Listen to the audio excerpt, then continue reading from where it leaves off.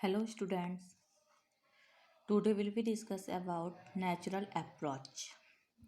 आज हम प्राकृतिक दृष्टिकोण के बारे में बात करेंगे. The natural approach is a method of language teaching developed by Stephen Krashen and Tracy Terrell in the late 1970 and early 1980.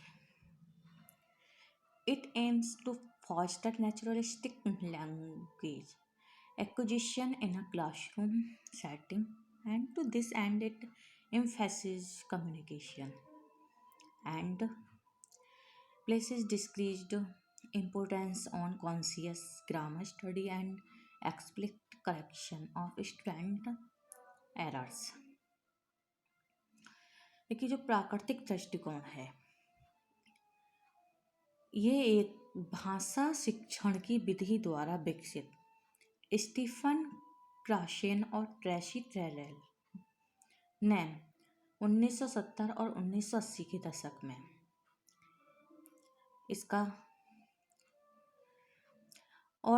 उद्देश्य कक्षा की सेटिंग में प्राकृतिक भाषा के अधिग्रहण को बढ़ावा देना है और उसके लिए ये संचार पर जोर देता है, यानी ये कम्युनिकेशन पर जोर देता है और सचेत व्याकरण अध्ययन छात्र त्रुटियों के स्पष्ट सुधार पर स्थानों का महत्व कम हो गया है. सीखने के माहौल को यथासंभव तनाव मुक्त बनाने के लिए भी प्रयास किया जाता है. प्राकृतिक दृष्टिकोण में भाषा उत्पादन को मजबूर नहीं किया जाता है. इसमें छात्रों को बड़ी मात्रा में जटिल भाषा इनपुट में भाग लेने के बाद अनायास उभरने की अनुमति मिलती है. Basic principles of natural approach, यानी भाषा इसके बेसिक सिद्धांतों के बारे में वर्णन किया गया है नेचुरल अप्रोच के. फर्स्ट है हमारा the acquisition learning hypothesis. The acquisition learning hypothesis makes a distinction between acquisition and learning. Krashen defined acquisition as unconscious process that involves the naturalistic development of language proficiency through understanding language and through using language for meaningful communication. Learning, on the other hand, is conscious process in which rules of language are developed. This process only occurs through formal teaching and cannot lead to acquisition. यानी अधिग्रहण सीखने की परिकल्पना.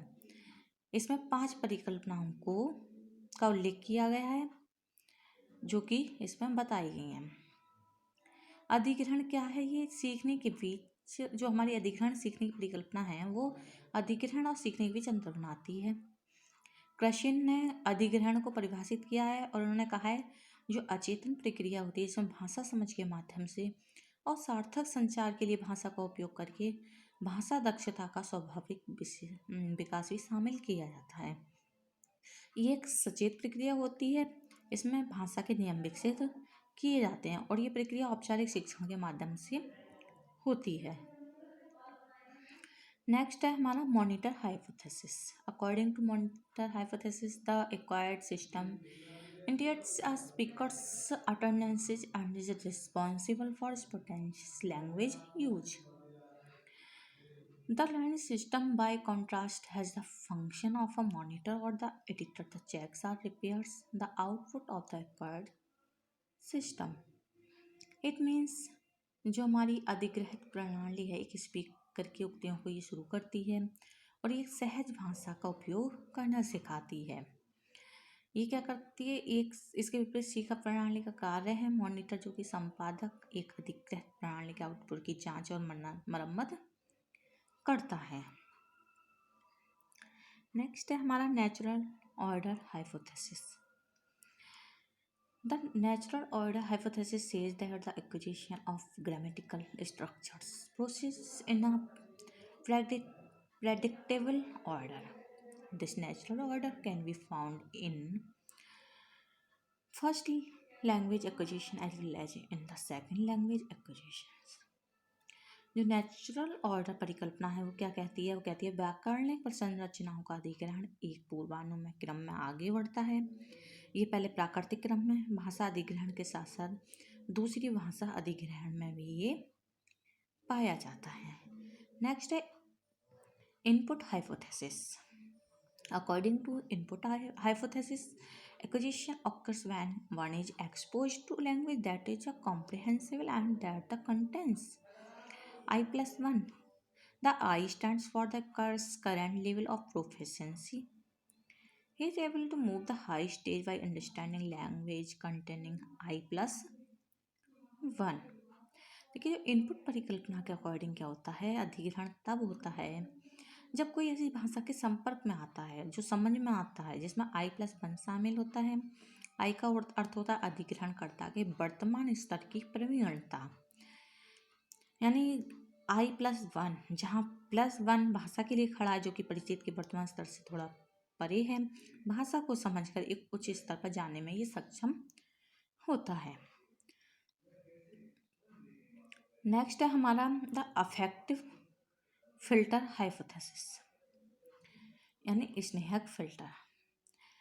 The affective filters hypothesis states that there is an affective filter which can act as a barrier that prevents learners from acquiring language even when appropriate input is available.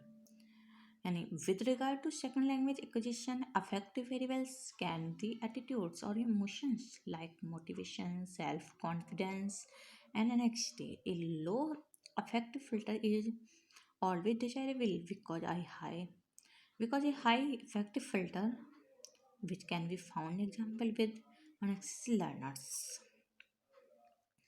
It means देखिए snake filter की परिकल्पना में कहा गया है कि ये एक इफेक्टिव फिल्टर होता है जो एक बाधा के रूप में कार्य कर सकता है, जो उपयुक्त इनपुट उपलब्ध होने पर भी शिक्षार्थियों को भाषा प्राप्त करने से ये रोकता है। दूसरी भाषा अधिग्रहण के संबंध में भावात्मक चर अभिप्रेरणा या भावना जैसे प्रेरणा, आत्मविश्वास और चिंता हो सकती है। ये कृष्ण ने भी इस परिकल्पना के साथ भाषा अधिग्रहण में सफलता में बदलाव के बारे में बताने की कोशिश की है। विशेषतर रूप से उन्होंने इसका इस्तेमाल वयस्कों द्वारा भाषा अधिग्रहण के संबंध में बच्चों को के फायदा समझाने के लिए इसका यूज किया। ये कम स्नेहिल फिल्टर हमेशा वांछनीय होता है।